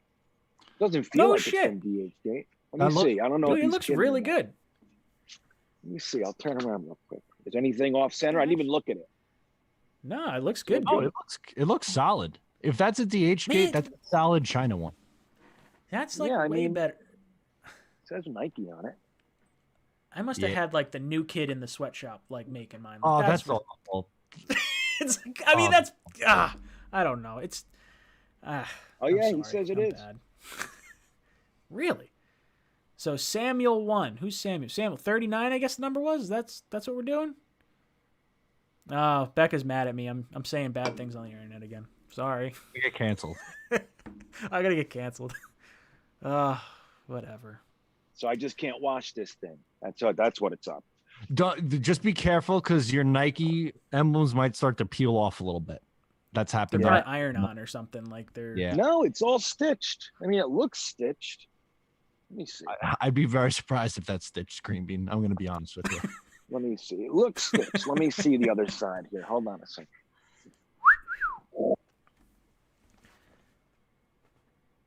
You know, I used to have. Wait, Mike. Hold on. You got.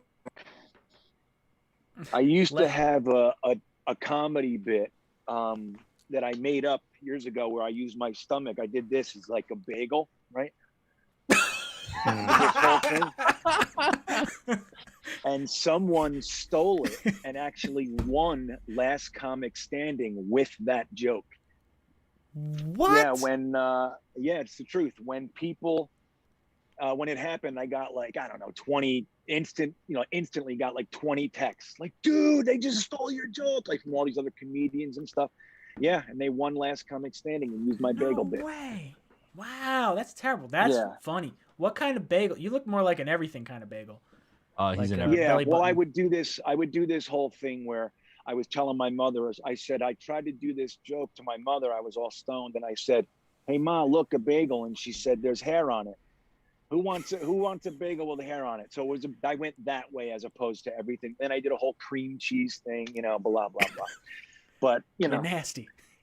Yeah. So, hey, look, guys, look. It's stitched. Oh, maybe there's. All right. They're up in their game. I see. Maybe I'm going to do it again. I'm going to be like, hey, I can't wait to buy a jersey from DHgate. I'm going to wait the month to get it.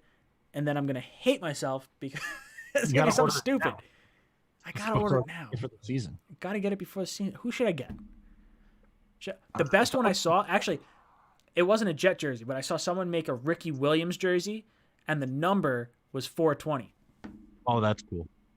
It's brilliant. I was like, I want that jersey. Like, that's a great jersey. I'm not even a Dolphins fan. Love me some Ricky Williams. I hate Ricky Williams, but love me some Ricky Williams. Jeez. Steven, Sack Exchange, says you have to DM him on Twitter to get the bobblehead. So, Samuel, okay, good. They're talking. Cool. Good stuff. What else is going on? Where are we at? Man, we got 19 minutes. Come on, let's go. Yeah, let me say something real fast. So I want to make sure that Jeremy knows that I'm not upset that it's from DHgate or anything. I could care less. I love the sentiment. Yes. I love the gesture and I love the jersey and I'll take extra care of it. It's good to know that it's, there's some potential for damage. So it's good to know, but I don't feel any less grateful for the gift. I love it. I still love it to death. And I'm so appreciative. So thank you. Dude, Jeremy's the man. I talk to Jeremy he'll shoot me a DM, Instagram, usually. Good dude. Yeah, Jeremy's writing a series on greenbeanjetsfan.com. He's doing the rookie quarterback chronicles. So every week he's giving us like what's going on with the other rookie quarterbacks in camp and everything. So he's keeping tabs, and he writes a weekly article. We just put out Mac Jones this morning. So if you guys want to check out Jeremy's blogs, it's at greenbeanjetsfan.com. I've seen those pop up. Jeremy, are you posting those on some Facebook groups too? I feel like I've seen those pop up from time to time. I could be wrong. I like when he calls in, he always asks me if I'm eating my vitamins or vegetables and stuff like that. He's a very caring guy. Well, it's because you are a growing boy, Matt. You're like 6 foot a zillion. I hope not. I hope I'm done, man. 6'4" is good enough. Damn, you're so much taller than like this video frame makes you seem. I know. Yeah, I can't tell you at the Cyclone Green Bean. How many people said that in Brooklyn? What'd they say? Well, how many people were saying I didn't think you were that tall in real life? To me. Well, I do totally. And people started like sending me messages saying, I didn't know you were so short. And I'm like, you're not. Yeah, you're not. Matt's a big boy. Yeah, that was funny. Yo. Yeah. So I saw Matt made a video of it. I actually didn't watch the video, but I wanted to vent myself about it. Nick Hunter says, what about Fitz tragic? What a crybaby. Says like the Jets was like the worst experience. Like question is like love to play football. Go kick rocks. Go kick rocks, you friggin' failure. You threw a bunch of interceptions against Buffalo, and we didn't make the playoffs because of you. Because of you. Right. City. Oh. Yeah, like let's not forget that we gave him a very, very good team. Brandon Marshall, Eric Decker, #1 rushing defense, Chris Ivory, great offensive line, all that sort of stuff.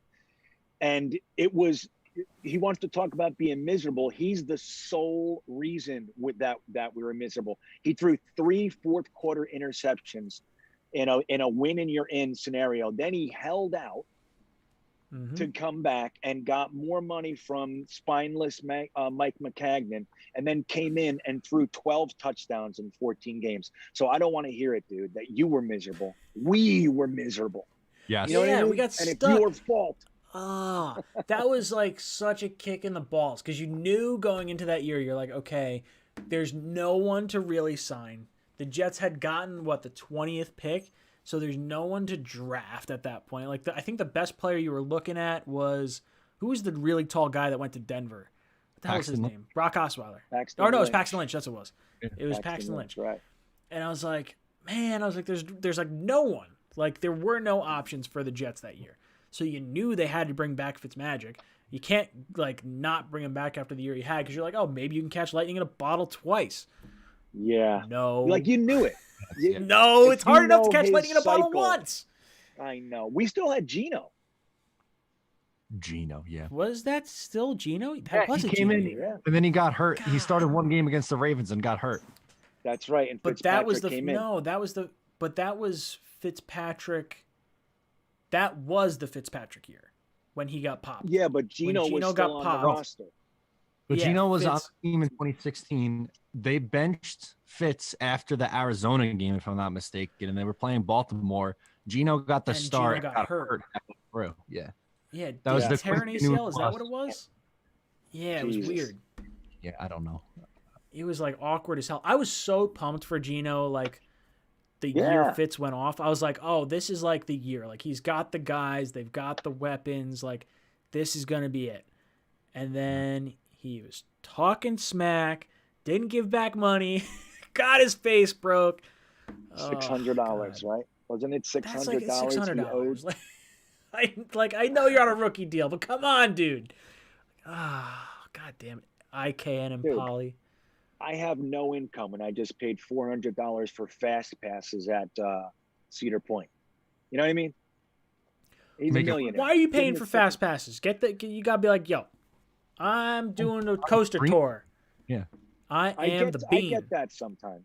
Like I get let in, and I'm getting Kennywood gave us admission. A bunch of places. I'd say about 50% of the places do something for us. And 50% say no, we don't care. Cedar Point's a biggie. They're like, we don't need you here. Fair enough, I guess. Like we want your fast pass money.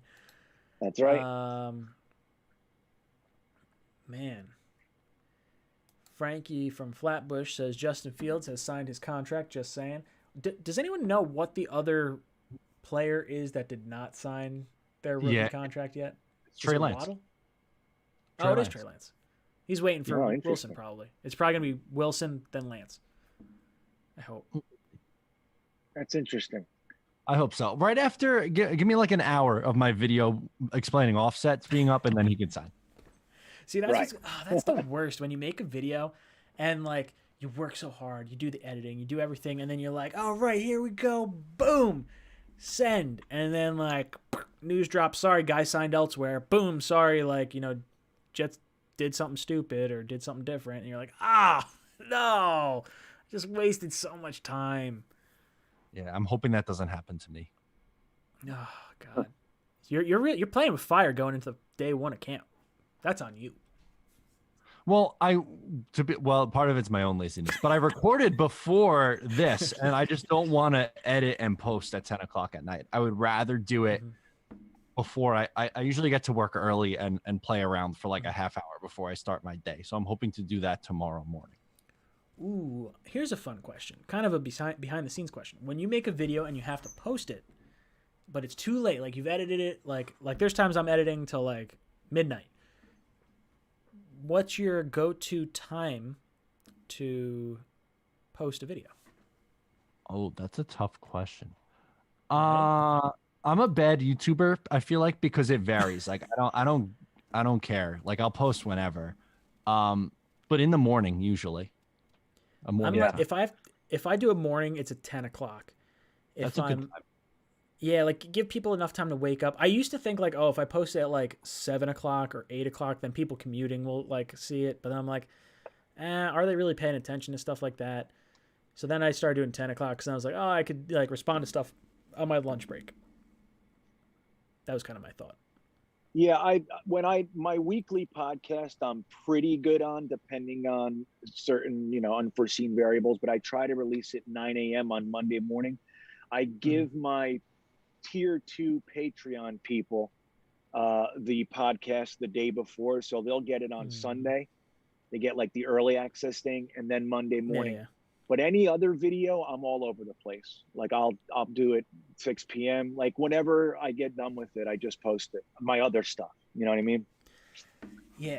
Well, see, I like when I'm off in the winter because then I can like focus on a video all day and then post it like basically prime time, just basically when I finish the video. Like it's like, okay, I'll post at 4 o'clock or 5 o'clock, and it gives it a little bit of time like where a lot of people are starting to leave. I'd love to know, well, I guess there's metrics you could look at to figure out if like age groups and stuff watching your video, but like I assume most people are probably like commuting home from work, or maybe they're like in the last part of their day and they're like, I'm done with work. I'll just scroll on YouTube and see what's going on. And then it's like, all right, yeah, 4 o'clock. At work, Ryan. What are you talking about? What'd you say? I didn't hear you. What did you say? I said I've never done that at work. Killed an hour on YouTube. That couldn't be me. That's oh God. I get to the end of, I have like, my job's like frustrating because I have like a lot of people that ask me questions all the time. So like I don't have enough time to sit and really watch much of a video. Like I'm more of like I'll sit on Reddit and I'll watch like those like 15-second clips of stuff because then I can like put my phone down and forget things. But to watch a video, like I almost wish I had like more of a commute. Like if I was on a train or something, then I would sit and watch videos. I'm more of like I'm a nighttime YouTuber. Okay. Yeah. Yeah. All right. Sorry. That was a weird tangent. I'm like all over the place. Not used to. I'm trying to like look in the chat and see what people are talking about, but ooh, here's a good one. Scott Visco. Does Richard Sherman play in the NFL again? What do we think? Ooh. I don't know. That was a toughie. That was being on camera like that. That's a tough one, man. If you get some help, especially with his age and his money requests and everything, it's really, there's a recipe there that he might not. Yeah, it didn't look good. It looked pretty bad. And like, if you're looking for that much money, it probably doesn't make sense to like sign him. It's like, let's back away. Maybe he goes back to San Francisco at some point, like after things kind of settle down. But he was like running his shoulder into the door and like really aggressive. Yeah, I think he's done, unfortunately. I think that's it. Yeah, me too. I know. I think that he would have definitely gotten signed. I think maybe not for what he wanted, but I think it was a good chance that he would have gotten signed. But after that, it's like there's just too much baggage for the potential return. So I don't see it either, man. I think he's done. Yeah. Ooh. Sir Maniser says Blake Bortles. He's talking about the backup quarterback situation. Who we think we get as a backup quarterback? I feel like we got to add a vet at some point. And it feels like, I mean, I don't really want Blake Bortles, but that was just kind of the name that rolled off. Because, like, I really don't want to trade for Nick Foles. Like, even if it's like a 7th-round pick, like, I don't want to trade for Nick Foles. Me too. I'm with you. I don't want to give up a draft asset on a backup quarterback. I guess I'm fine with Blake Bortles. I don't know. I have a hard time going into this year with not having a quarterback on the roster who's ever thrown an NFL pass before. I know it's a good way to say that's it, a little right? tough. Morgan, friggin' Mike White. who's our other? Was it Falk? No, Mike White. Foles? Mike White. But what do you think of Salah's comments? He's like, you guys think, bringing in a quarterback is like to help out, but he's like, if they had never played in our system, they're starting at the same place. He's like, it's a whole different thing. It's not as beneficial as you would think. Remember those comments that he said? It's interesting to hear a coach say that though. But I don't know. It's kind of unnerving. That makes a lot of sense. I hadn't considered that. I just kind of figured, veteran quarterback, been around the league, show him the ropes. Thrown in like, NFL forget pass, the playbook. like, that's it. Yeah. Yeah, like, hey, what is this? What am I looking at? And I guess Blake Bortles is probably not the one you want to bring in if you're like, oh, what are you looking at? Like, I don't know. Sorry. Like, if something happened and you needed someone to come in and play, I at least feel semi-comfortable that Bortles can run an NFL offense. I have no idea if White or Morgan can do that. Yeah, that's true. And there's reasons to think that they might not be able to. Right. Yeah, it's going to be interesting, man. I think that it's just as interesting as the cornerback thing. It's like, while we have these very legitimate concerns, it is interesting to see this regime be comfortable enough to just kind of see what their young guys can do before they give away assets for somebody else. And it's like, it's just, again, it's scary, but I kind of like it, It's just strange, but I kind of like it. As long as people stay healthy, then it's kind of like, all right, just let the young guys play, let them take their lumps. Like, who cares if we go 4 in math, 4 and 13? Yeah, that's right. Yeah, 17 games. We're getting better at this, boys. Yeah, it's going to take a minute. Eitan. How would you say this name? Eitan.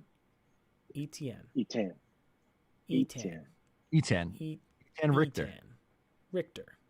Thoughts on the Jets kicking situation outside of corner, weakest spot on the roster? Changed my mind. I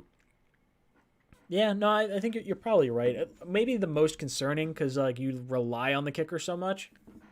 Like I think with right guard, I think that's a weak spot, but I think Van Roten, guard wise, is stronger than like our kickers, kicker wise. Tight ends kind of a question mark. Backup quarterback's a question mark. Yeah, I would say kicker's probably the most impactful position that I'm kind of like concerned about. I guess if I was concerned about winning a lot of games this year, I'd probably be more concerned about it than I am. I don't know. Like Matt said before, I'm sorry, go on. No, go on. Green Bean, you go first. I was just saying, like Matt said that we might be, have our eyes on some of the kicker competitions, and when somebody gets cut, that it does happen. Good kickers get released when there's a good battle.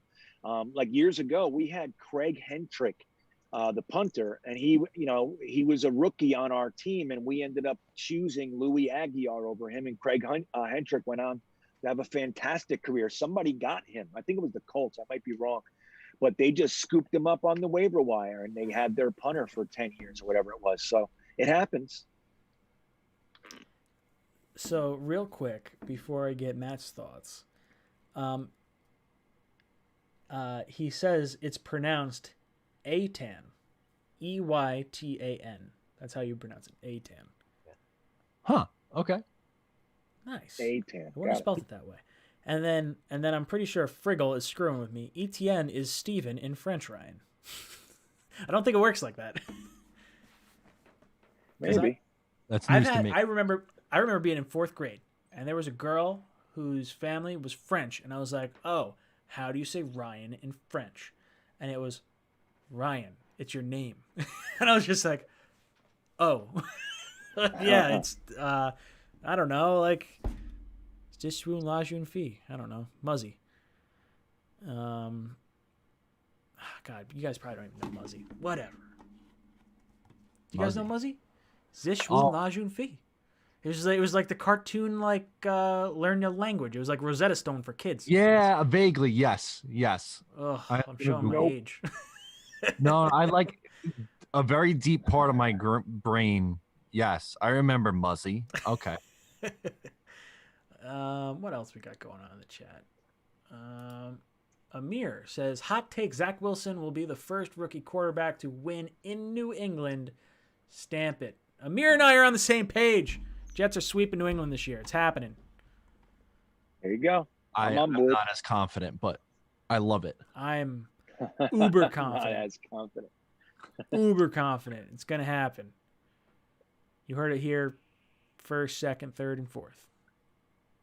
So who do you guys think? Who do you think is the guy, the dark horse that maybe people aren't looking at or thinking that's going to come up and be a real contributor this year? Like somebody that kind of from the depths. You think there's any candidates?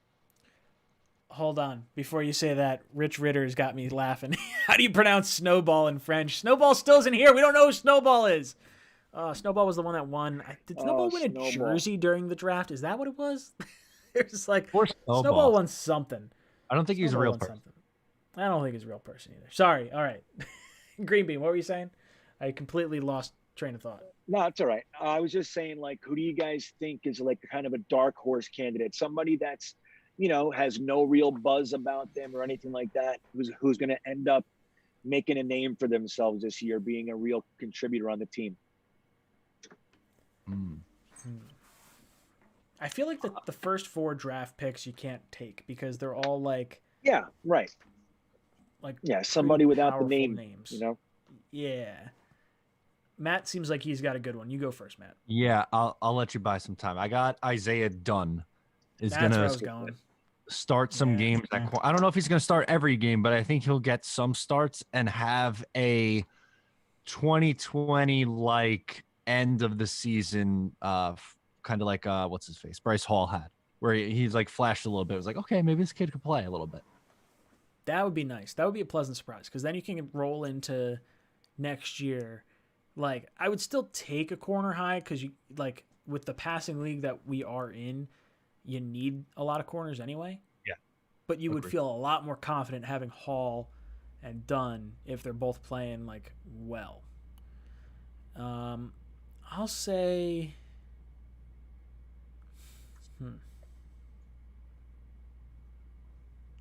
Green Bean, I'm going to throw it to you first. You go again. I don't even know. I'm not sure. Doesn't have a lot of hype. I am really, and I believe this. I think I know where you're going to go. I think Jabari Zuniga. Adam Sendick said it in the chat as well. I think Jabari Zuniga is going to come out of nowhere and show everybody why he was a 3rd round pick last year. This defense, it's really made for him, and I think he's going to start earning more and more reps on the end of the line, and I can't wait to see it. I believe that. So Ali says Keelan Cole. That I wouldn't have necessarily thought that because I like Keelan Cole. I kind of thought he would make a little more noise. I was maybe thinking a little more obscure than that. I do like Keelan Cole. I love the video. There's a video of him like giving like asking another Jaguars receiver for a towel, and he's like, "Why do you need my towel?" He's like, "Because baby's a Jaguars fan. Got to give baby a Jaguars towel." He's like, "Are you serious?" He's like, "Yeah, I'm serious. I'm gonna give it to the baby." He goes, "You better give the towel to the baby." "I'm gonna give the towel to the baby." He like passes the towel up into the stands. Like I like Keelan Cole to me, and like Dan Feeney. Those are like glue guys. But like Keelan Cole is talented. I'm gonna go Keelan Cole. That'll be my final answer. Keelan Cole. I thought you were gonna go with Jared Davis. That was gonna be the guy I was gonna like kind of go with. I do believe he's gonna have a good year too, though, man. I think he's gonna come out of nowhere. I think again, this defense and this coaching staff, it's like made for him. And I think because Mosley and whoever else in coverage, Davis is going to be there to thump the hell out of everybody, and I think it's going to be wonderful to see. I have another one. I thought of another guy, but I don't know if he would really count because he's a veteran. I just think some fans are sleeping on him. Vinny Curry is going to be really good in this system. I love Vinny Curry. Yeah, I really like Vinny Curry. He's like the ageless wonder. Yeah. God, he's such a good situational pass rusher. Yep. He'll be good. I mean, if you can get like 6 sacks from him, like and a bunch of pressures, that's like a total worthwhile signing. I'd be really happy with that. Oh damn, we're at 10 o'clock. All right, hold on. Bam. Drop some music. All right, boys. End of the first night of Talking Jets for the season. I'm excited. All right, let's go around our panel. Let's get some closing thoughts. Green Bean, any last thoughts for the panel? Yeah, man, it was really great to be with you two and the chat as well. Everybody's there, and I couldn't love chatting with you guys more. It's really exciting, man. And I have my most recent podcast. Everybody's mad at me about it. That's on Green Bean Jets Fan on YouTube, and and we'll talk some more. But I couldn't be happier to have one in the bag with you guys. Matt, any last words for the panel? It was good to be back. Love it. Zach Wilson signed tomorrow after the video comes out, and then we're good. I love it. Boys and girls, my name's Ryan. I've been your pilot. Make sure you tune in every Tuesday night, 8 o'clock to 10 o'clock. Hang out with Green Bean, Matt, and I. We love having you here. It's been a lot of fun. I'm your pilot, J-E-T-S.